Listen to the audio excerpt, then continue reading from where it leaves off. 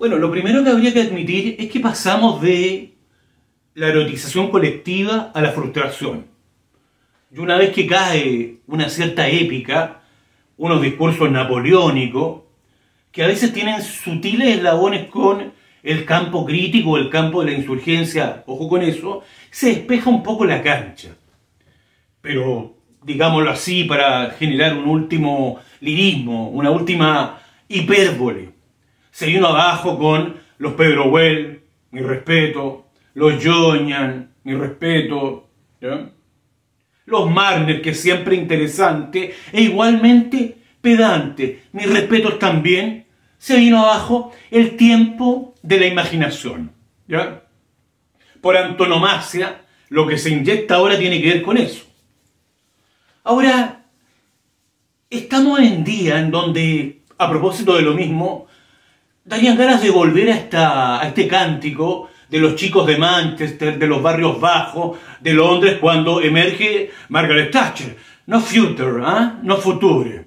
Pero ocurre que aquí hay que decir varias cosas. Lo primero, ciertos delirios de la izquierda para imputar el triunfo del rechazo a razones muy peculiares, a comodines, a una especie de pereza cognitiva, que el manual de Stephen Bannon, asesor de Donald Trump, que la contrainteligencia, que el migrante facho, y al mismo tiempo el neofascismo, que el pueblo alienado, que la cuestión ideológica, que los desclasados, que apareció una suerte de Hermes, maquinaria comunicacional abusiva, que en alguna medida importante sí lo fue, sin duda alguna, abusando sobre un rebaño inerte, pasivo, cuya quietud y beatitud lo soportaba todo. Esa teoría del emisor, digamos, también tiene que ser sometida a revisión para terminar con estas explicaciones que están en un campo ramplón o de cierto facilismo, diría yo, para explicar por qué se impuso el rechazo de esta manera. Saltamos del 80-20 al 62-38. Pero ocurre lo siguiente. Llegamos a una escena en donde se irrumpe una especie de frente amplismo bacheletizado. El pacto, en definitiva, entre el FEA, o una demografía importante, y los socialistas, con toda su creatividad gestional, queda establecido. Y esto va a generar dolores intensos, arrinconamiento, amurallamiento, zonas de riesgo para un PC, insisto, con latencia insurreccional, pero sometido a la disciplina. Recortado, acotado, pero con espacio de acción aún. Una vez que la lírica, la épica y las últimas invocaciones a los testamentos allendistas que han despejado, en vez de esta tesis que está dando vuelta, se viene abajo, el gobierno de Boris terminó, gobierno de unidad nacional, entra la ADC, no va a ocurrir, a mi juicio, nada de eso.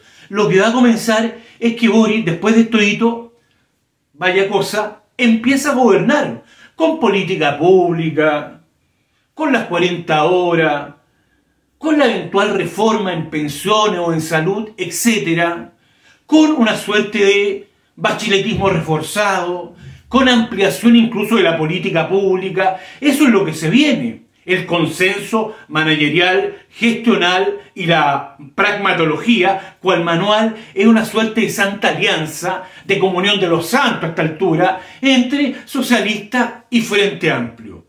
Eso, por lo tanto, no hay que subestimar, pero en lo absoluto, lo que implica toda esta órbita socialista que administra, como quien ha sido dueño 30 años de una casa, paga las cuentas, los gastos comunes, sabe cuál es el vecindario. Bueno, los socialistas tienen esa destreza, entre creativa y draconiana, por lo tanto, atento a lo que se viene ahí.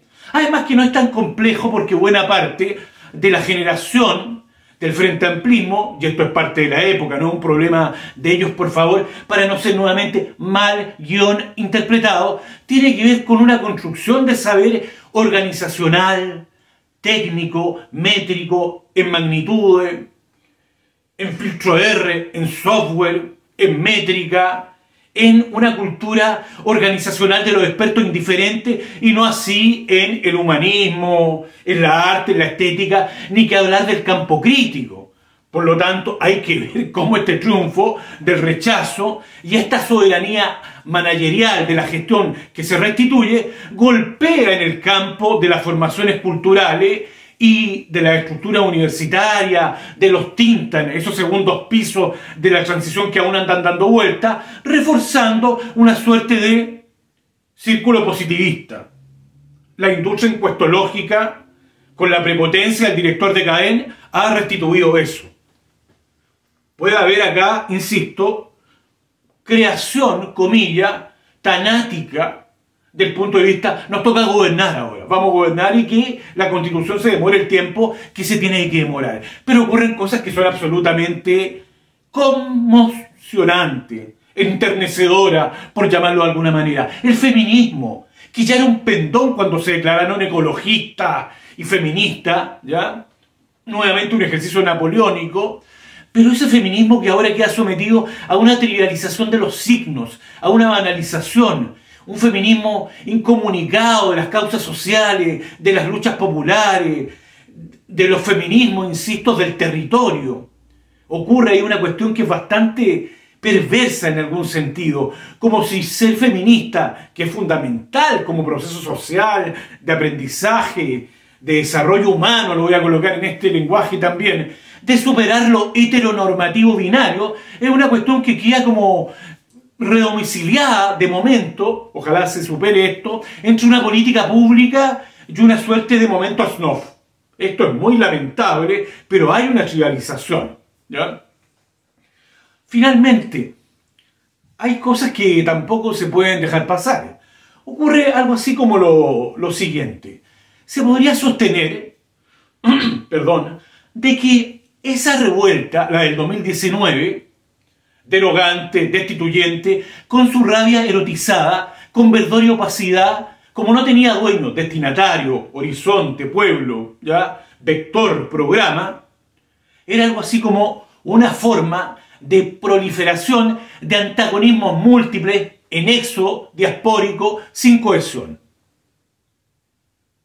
Ahora que se sostiene que la teoría destituyente está de retiro, adiós a los destituyentes, chao, bye a los destituyentes, bueno, puede ocurrir porque efectivamente el peso creativo e insisto draconiano de esta alianza, sacro alianza socialista fea, puede ir ampliando la cancha, ¿ya? Con la banca internacional, con restituir una suerte de metaorden. Este metaorden de realismo sin renuncia es una cuestión que los socialistas con mucho oficio, digamos, con mucho movimiento de cadera pueden manejar. Por lo tanto, ahí veo un achicamiento yo de la cuestión destituyente.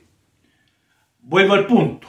La revuelta, insisto, con su proliferación, con su antagonismo diaspórico y múltiple, constituía una desconfianza infinita, radical, con todas las formas de representación o racionalidad abusiva del establishment o del statu quo de manera transversal, de modo estructural.